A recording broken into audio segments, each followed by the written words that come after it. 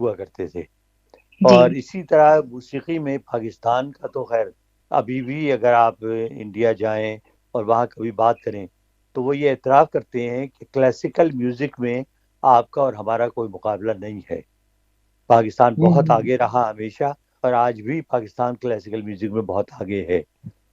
उस ज़माने में तो सारे जो आप नाम आपने बचपन में सुने होंगे और बड़े होके भी अभी आप के ख्वाब ख्याल में कभी कभी आ जाते होंगे हम्म। कि मतलब उस्ताद अमानत अली खान, फतेह अली खान, ये दो भाई हुआ करते थे। जी जी। नज़ाकत, सलामत अली खान दो भाई हुआ करते थे।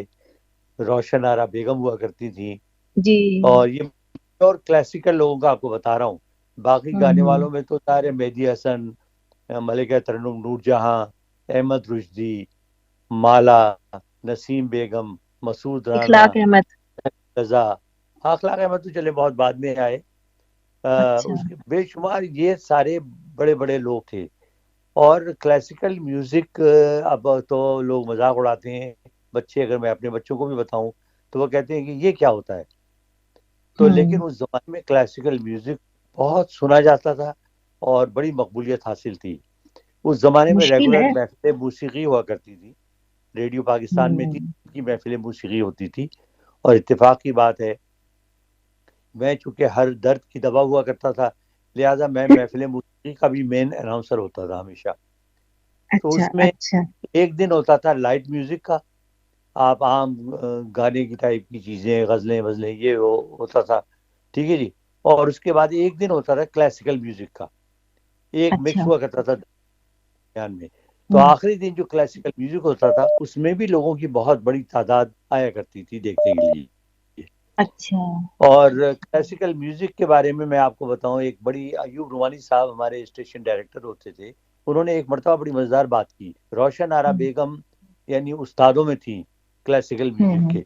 अच्छा, वो वैसे जो है अपने रंग रूप और खदोखामत और शक्ल सूरत के एतबार से, मतलब ये कि उनका वाजबी। स्याह रंग था, स्याह रंग था, छोटा सा कद था, बहुत मोटी भी हम्म। थी। तो हम्म। वो जाहिर है कि वो देख के, पहली नजर में देख के तो आपको अंदाजा ही नहीं होता था कि ये गाती हैं नहीं गाती। तो मैं एक दफा किसी उनके पास बैठा हुआ था, अपने अयूब रोहानी साहब के पास, तो किसी ने हम्म। रोशन आरा बेगम के जसामत और उनके चेहरे मोहरे के बारे में कोई बात कही। तो अयूब साहब ने एक बड़ा तारीखी जुमला कहा। उन्होंने कहा कि आप उसकी शक्ल सूरत पे ना जाएं, जब वो गाती है ना तो दुनिया की हम्म। हसीन तरीन औरत लगती है। ओह। तो अच्छा, मैंने कहा शायद ही एग्जेजरेट कर रहे हैं, ठीक है, अच्छा तो गाती हैं बहुत। इत्तेफाक की हम्म। बात है, मैं एक महफिल मौसीकी हुआ करती थी लाहौर में, ओपन एयर थिएटर में, हयात अहमद अच्छा। खान मरहूम वो कराया करते थे हर साल। और उसमें कोई 1000 2000 लोग जो है वो आया करते थे देखने के लिए। और वो शुरू होती थी शाम को और सुबह तक जारी रहती थी। तो मैं हम्म। आखिरी दिन था क्लासिकल म्यूजिक का।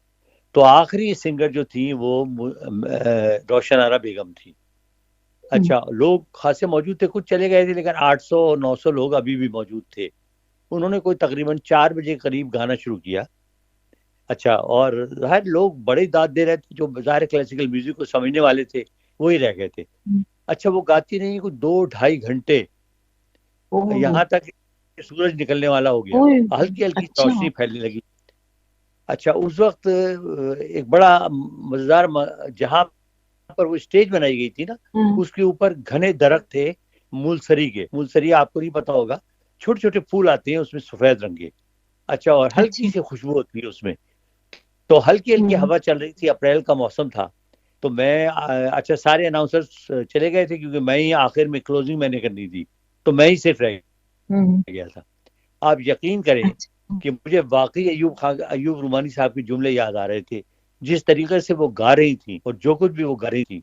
मैं बहुत ज्यादा क्लासिकल म्यूजिक को नहीं समझता, लेकिन बहरहाल म्यूजिक सुनता हूँ, उसका जवाब नहीं था। तो उस वक्त आप सोचिए, हल्की हल्की हवा चल रही थी, सुबह सूरज आहिस्ता आहिस्ता तुलू हो रहा था, और जो दरख्त थे उनसे वो मूलसरी के जो फूल थे वो नीचे गिर रहे थे इतनी ज्यादा तादाद में, कि न सिर्फ ये कि रोशन आरा बेगम के पूरे सर पर वो फूल ही फूल थे, बल्कि सारे स्टेज पर वो फूल बिछे हुए थे।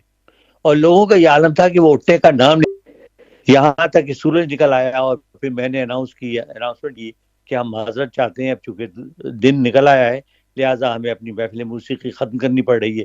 लेकिन उस दिन मुझे एहसास हुआ कि बाकी फ़न में कितना हुस्न है, कि वो एक मामूली शख्स को भी जो है ना, वो लोगों की निगाहों में, पसंद करने वालों की निगाहों में हसीन बना देता है। भाई जी जी इतनी जी जी जल्दी भी नहीं बिल्कुल। थी, आपको मैंने कहा था कि आप आराम से बनाइएगा शकरकंद की खीर और जर्दा, मैं आप उठ के अभी हाँ बनाने मैंने के लिए। हाँ मैंने सोचा मैं अभी बना लूं। नहीं, इतना अच्छा बनाने तो नहीं हमारा। गई, आपकी आवाज से लग रहा हाँ है आप खा के आई हैं। मैं खा कर आई हूँ। अच्छा इतनी जल्दी पक भी गई, इतनी जल्दी खा भी ली। तो कोई नहीं पता आपका, भाई आपसे हर चीज हो सकती है। वही दे। अच्छा जी हमारा क्या, हमारी हमारी बात हो रही थी हाँ, रोशन आरा बेगम। वो तो मैंने आखिरी, हाँ, जुमले दोबारा दोहरा दिए कि ताकि लोग सुन लें। ठीक है अब अच्छा। आगे चलें, लश्कर को अब आगे भेजें। अच्छा अच्छा जी, ये बताइए कि हम थोड़ा क्रिकेट पे भी बात करते हैं कि क्रिकेट के अलावा आपने कौन कौन सी कमेंट्रीज की है। मैंने तो बेशुमार कमेंट्रीज की हैं खेलों की, तो मैंने सिर्फ क्रिकेट की कमेंट्री की, और एक ज़माने में होते थे हमारे नेशनल गेम्स, हम्म, उनकी मैंने बहुत कमेंट्रीज की, टेलीविज़न पर भी और रेडियो पर भी। अच्छा, वैसे मुझे अच्छा। कुछ मुनफरिद चीज़ें भी एजाज़ हासिल है। वो ये हुआ कि मोहम्मद अली उस ज़माने में मशहूर तरीन बॉक्सर थे, और उनके क्रेज़ का ये जी। आलम था कि लोग सुबह को उठ उठ के 3 बजे, 3:30 बजे उनकी जो वो बॉक्सिंग होती थी वो देखा करते थे। तो हम्म। 2 मरतबा ऐसा हुआ कि रेडियो वालों ने मुझे कहा कि ये बड़ी इंपॉर्टेंट बाउट है। एक मरतबा तो उनकी जो है सनी लिस्टन के साथ थी, और दूसरी हम्म। मरतबा उनकी एक और बड़े मशहूर बॉक्सर के साथ थी। तो उन्होंने कहा कि भाई हम चाहते हैं कि हम इस पर कमेंट्री करें। हम्म। तो अब वो मैंने टेलीविजन पे देख के और बॉक्सिंग की पूरी कमेंट्री की, उनकी पूरी फाइट ओह। की। अच्छा, उसके ओहो। बाद एक मरतबा मैंने रेसलिंग पे भी कमेंट्री की, और वो रेसलिंग पे ऐसे हुई कि यहाँ 1990 में दुनिया के चंद मशहूर रेसलर्स आए लाहौर में।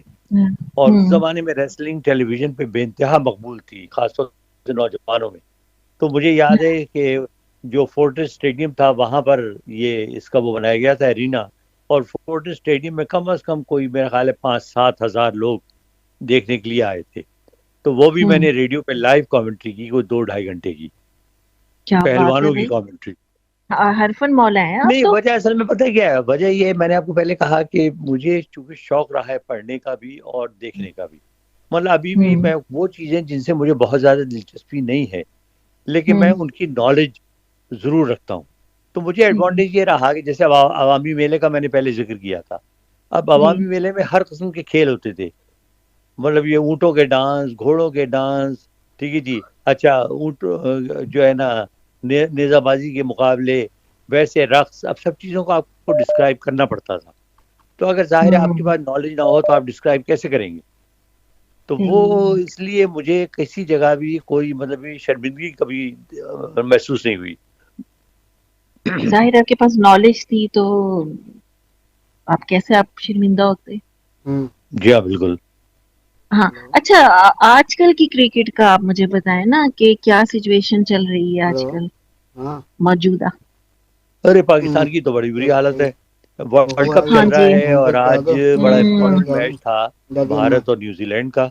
ख्याल ये था कि हम्म। बड़ी टफ फाइट होगी, बहुत ही जबरदस्त मुकाबला होगा, लेकिन भारत की टीम जिस तरह खेल रही है, मैं हम्म। समझता हूँ कि इस वक्त वो चैंपियन बनने के जो टिप अगर किसी को किया जाए तो वो होंगे। बहुत ही जबरदस्त उन्होंने बैटिंग की, और विराट कोहली ने एक मरतबा फिर अपने वर्ल्ड क्लास प्लेयर होने का सबूत दिया। 95 रन उन्होंने बनाए, मुसलसल वो स्कोर कर रहे हैं। एक मरहले पे यूं लग रहा था जैसे न्यूजीलैंड को बढ़तरी हासिल हो गई है, जब वो बैटिंग कर रहे थे।